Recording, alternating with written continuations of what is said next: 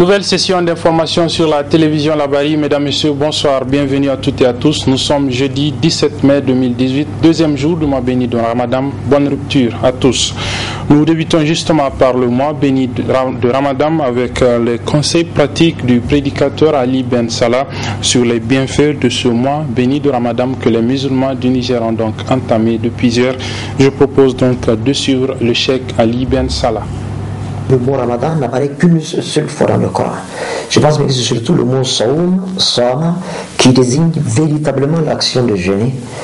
Donc Sama qui veut dire l'action de s'abstenir, de se priver d'eux, mais donc du point de vue de la charia, ça veut dire s'abstenir de manger, de boire et d'avoir des rapports intimes avec son mari ou son épouse, de la deuxième aube jusqu'au coucher du soleil, avec l'intention d'obtenir l'agrément d'Allah, de nous élever vers le Très-Haut, de rencontrer sa face, de faire partir nos péchés.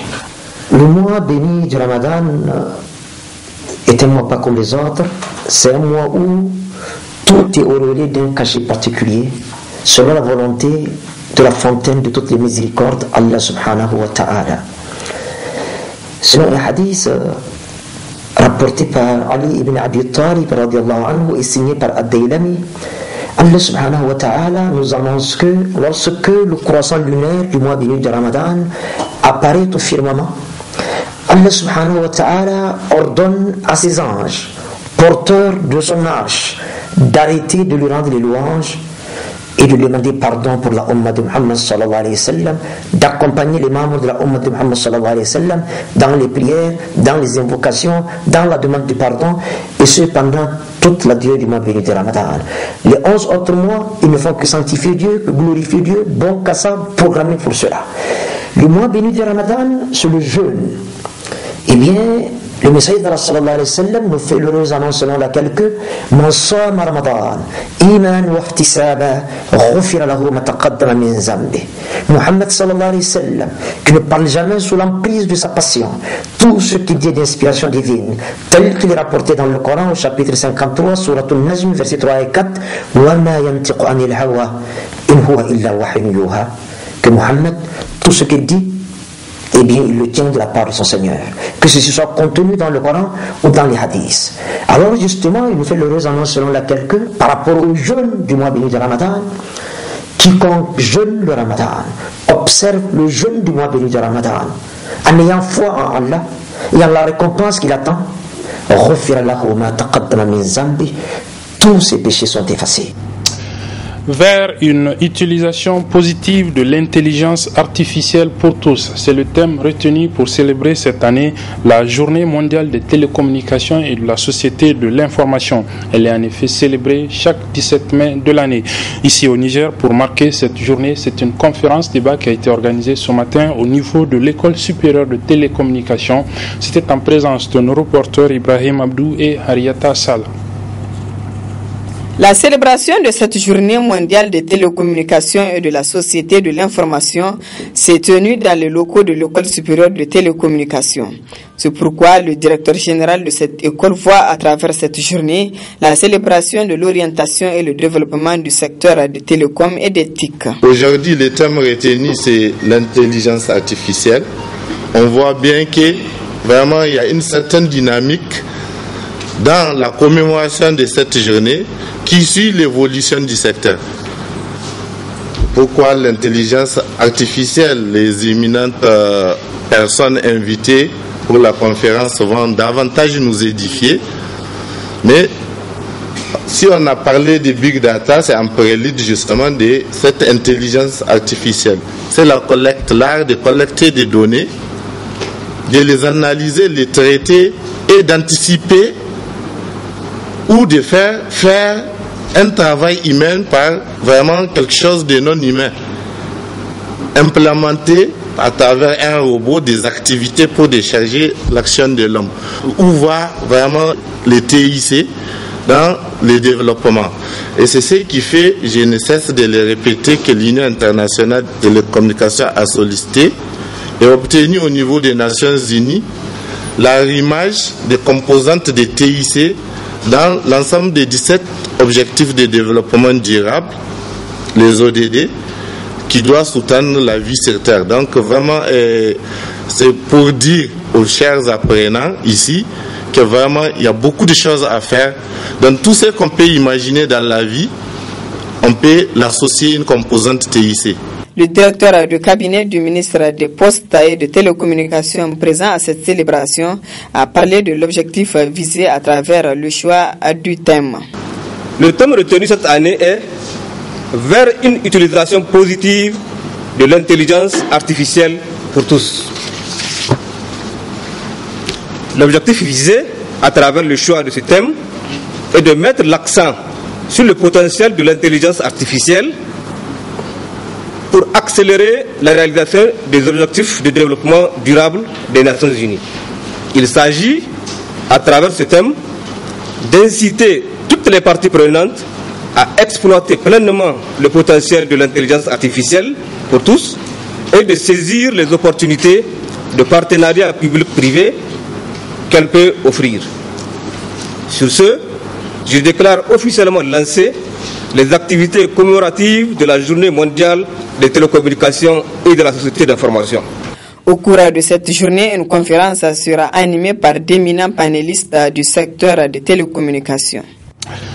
Et puis vous le savez, à la suite de la décision du comité directeur de l'Union des scolaires nigériens de suspendre son mot d'ordre de grève illimité lancé il y a quelques semaines de cela, les autorités rectorales ont été instruites par le ministre en charge des enseignements supérieurs de procéder à la réouverture des campus, cités annexes et restaurants universitaires sur l'ensemble du territoire national. Ici à Niamey, c'est hier que cela a été effectif. Ce matin, une équipe de la radio et télévision Labari est allée sur le terrain pour le constat. Elle est composée de Halid Bourema et Abdul Razak Hamidou. Fermé depuis plusieurs semaines, conséquence directe des altercations entre enseignants-chercheurs et les étudiants, le campus universitaire, les cités annexes et le restaurant ont finalement été réouverts hier mercredi 16 mai 2018. Le restaurant est ouvert, et idem pour les cités, mais cela n'était effectif. Cette réouverture n'était effective qu'hier soir, bien que ça a été annoncé avant-hier, mais on a constaté quand même une léthargie quand même avant cette ouverture, puisque déjà le gouvernement est d'un commun accord et aussi avec le service CNU qui sont en train de vouloir faire un assainissement, comme il disait. Donc c'est pour cela, je pense, que l'assainissement a pris du temps et qu'ils ont pris du temps aussi afin d'ouvrir ce campus. Mais je vous assure que l'attente n'est pas au rendez-vous. Et je pense que pour un assainissement... Réouverture, certes, mais les étudiants attendent plus encore. Le souci des étudiants, ce n'est même pas d'avoir la réouverture du campus, puisque nous avons des revendications, tant sur ici les événements du 10 avril, notamment la question de reprogrammation des activités académiques de côté, la libération de nos camarades, mais aussi les revendications même en tant que telles, qui est la réhabilitation de nos camarades, la question des bourses, ainsi de suite. Donc la réouverture du campus, nous en avons vu et nous prenons acte. Tout ce que nous pouvons dire, c'est que le gouvernement sache. Vous attendez plus? Nous attendons plus. Nous attendons plus tant du côté du gouvernement, mais aussi du côté du comité directeur. Après ce qui est censé être la fin d'un long calvaire, les étudiants ont constaté certaines nouveautés qu'ils n'approuvent guère. Il se trouve qu'ils ont pris une mesure de changer les serrures de toutes les chambres de structure. C'est-à-dire même les serrures des chambres des membres du CE. Donc à ce niveau-là, nous avions compris que vraiment ils ont une intention de vouloir créer d'autres confusions, parce que nous ne pouvons pas comprendre à ce que tu n'es pas là, on vient, on change la serrure de ta chambre et on te demande de payer pour avoir accès aux chambres. Au niveau des bus, là-bas aussi, ils veulent coûte que coûte écarter les délégués des bus. Nous leur avons dit, aujourd'hui, la gestion de toutes les situations-là, il faut les étudiants. Maintenant, ils ont pris des mesures pour écarter les délégués. Maintenant, c'est les chauffeurs même qui vont procéder aux collectes des tickets et même au restaurant. C'est-à-dire que c'est des mesures impopulaires qu'ils ont mis en place ici. Mais nous pensons qu'ils vont revenir, même s'il est venu en mission commando, il va se désillusionner parce qu'ici, là, il faut nous, qu'ils le veulent ou pas. Une situation assez inconfortable qui vient s'ajouter aux nombreux problèmes déjà existants et qui minent le secteur éducatif du Niger et qui ne sont de toute évidence pas prêts d'être résolus. Présentation ce matin au Centre culturel franco-nigérien Jean Rouch de Niamey du livre d'un auteur de nationalité burkinabé. Elle s'appelle Rose Claudia. C'est le deuxième ouvrage qu'elle écrit. Celui qu'elle a présenté donc ce matin est intitulé Vengeance fatale. Le résumé de cette cérémonie de présentation de ce livre avec nos reporters Nasser Seydou et Nafissa Yahaya. Vengeance fatale, c'est l'intitulé de cet ouvrage dont cette cérémonie marque la présentation. Un ouvrage dans lequel l'auteur retrace les péripéties de la vie d'une jeune femme et à travers lequel elle lance un cri de cœur au nom de toutes les femmes. L'auteur, malgré son jeune âge, a déjà produit 2 œuvres, dont la première intitulée Le parcours d'une femme battante, qui a remporté le prix de la jeune écrivaine de la francophonie en 2013.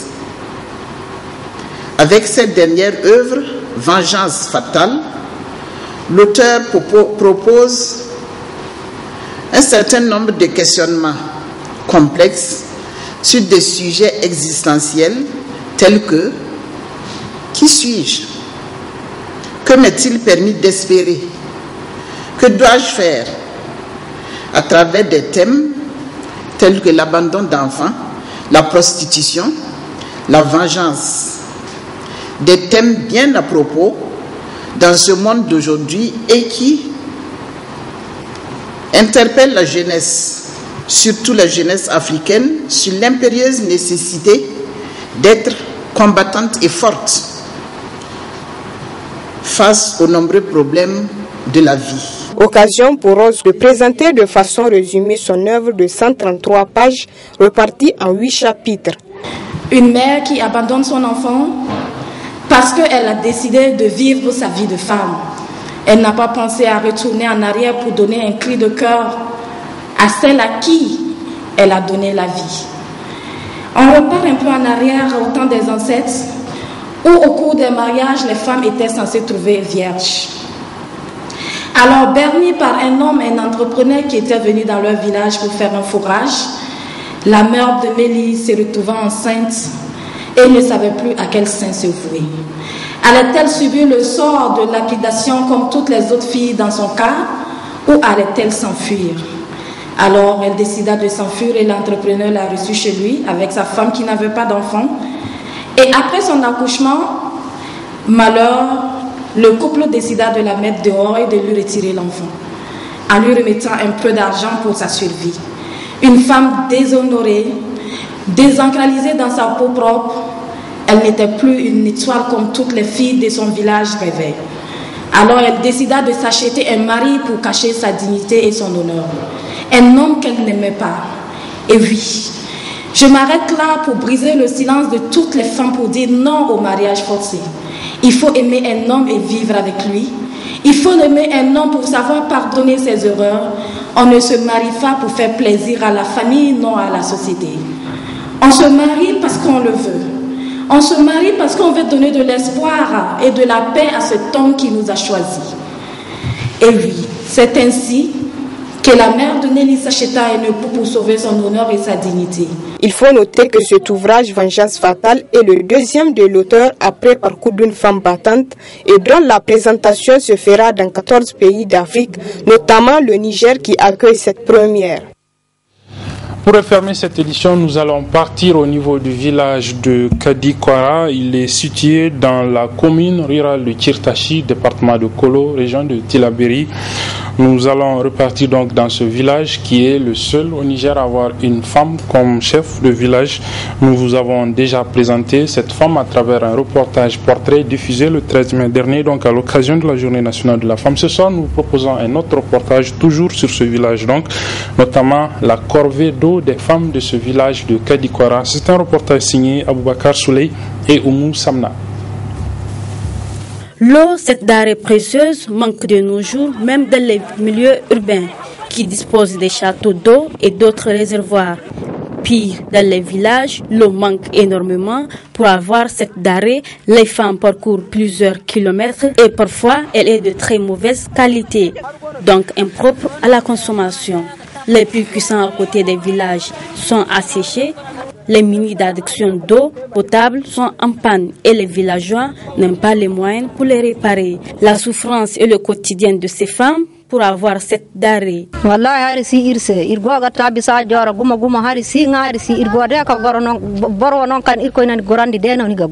Nous vivons ici sans eau, sans nourriture. Nous souffrons énormément à la recherche de l'eau. L'eau du puits n'est pas propre.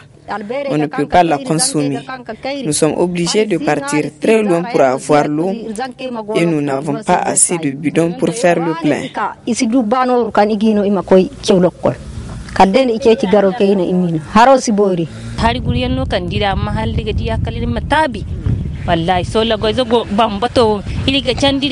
Nous sommes ici pour puiser l'eau et le puits est très profond. Nous souffrons pour avoir cette denrée. Les hommes ne nous aident pas dans cette tâche.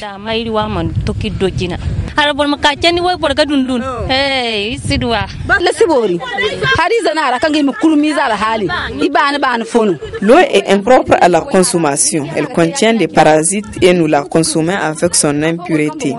Elle nous donne des maux de ventre. On n'a pas une autre solution.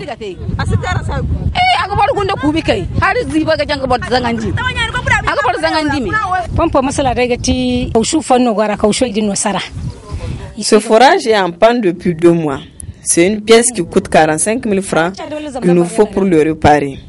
Et moi, je n'ai pas les moyens pour le moment. C'est pas pour la première fois qu'il tombe en panne. Pour les hommes, puiser et aller chercher de l'eau est l'apanage des femmes. Ce sont les femmes qui viennent puiser de l'eau.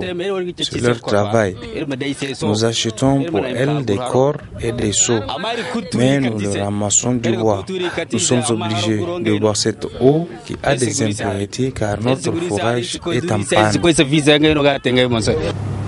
Voilà, c'est donc sur ce reportage que se referme cette édition, mesdames et messieurs. Merci de l'avoir suivi. Encore une fois, bonne rupture de jeûne à toutes et à tous. Très bonne suite des programmes sur la télévision La Bali. Au revoir.